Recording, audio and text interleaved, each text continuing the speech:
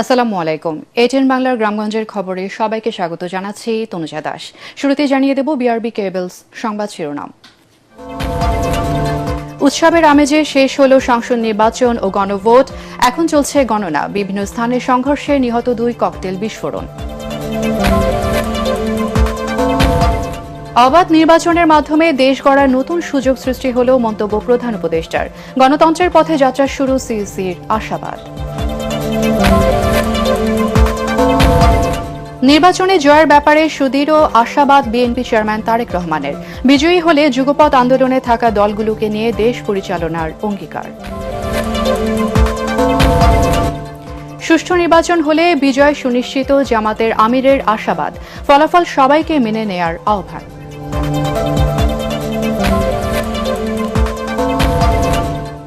এবং আজ দেশের মালিকানা বুঝে নেয়ার দিন, ভোট দিয়ে বললেন নাহিদ ইসলাম।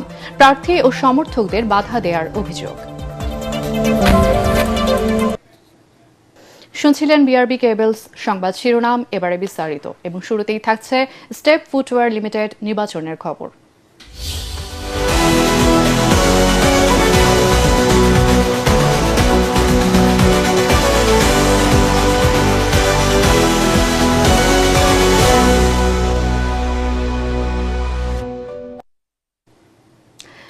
দর্শক, আজ অনুষ্ঠিত হয়েছে ত্রয়োদশ জাতীয় সংসদ নির্বাচন এবং এই নির্বাচনকে গণনা করা হচ্ছে দেশের অন্যতম গুরুত্বপূর্ণ ভোট হিসেবে।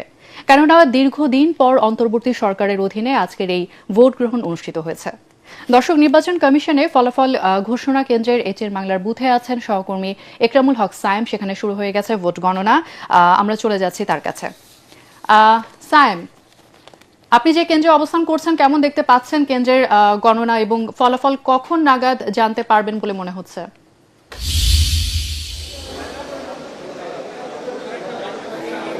তনুজা, ধন্যবাদ আপনাকে। আমরা রয়েছি স্টেপ ফুটওয়্যার লিমিটেড ভোটের খবর আমাদের যে ভোটটি রয়েছে সেখানে, এবং এখান থেকে আমরা ফলাফলের সবশেষ খবর আপনাদেরকে জানাবো। আপনি জানেন যে আপনি যেটি নিজেই বলছিলেন যে ইতিহাসের গুরুত্বপূর্ণ নির্বাচন, ইতিহাসের মোড় ঘোরানো এই নির্বাচন বেশ শান্তিপূর্ণভাবে, সহিংসতাহীনভাবে এই নির্বাচনটি শেষ হয়েছে এবং ভোটার উপস্থিতিও আশাব্যঞ্জক ছিল। আমরা নির্বাচন কমিশন যে তথ্য দিয়েছে, নির্বাচন কমিশন ব্রিফ করে বলেছে যে দুপুর 2টা পর্যন্ত 48% ভোটার ভোট কাস্ট হয়েছে এবং পরবর্তীতে যে 2.5 ঘন্টা, সেই 2.5 ঘন্টায় আরও বেশ ভোটার উপস্থিতি নিশ্চয় হয়েছে।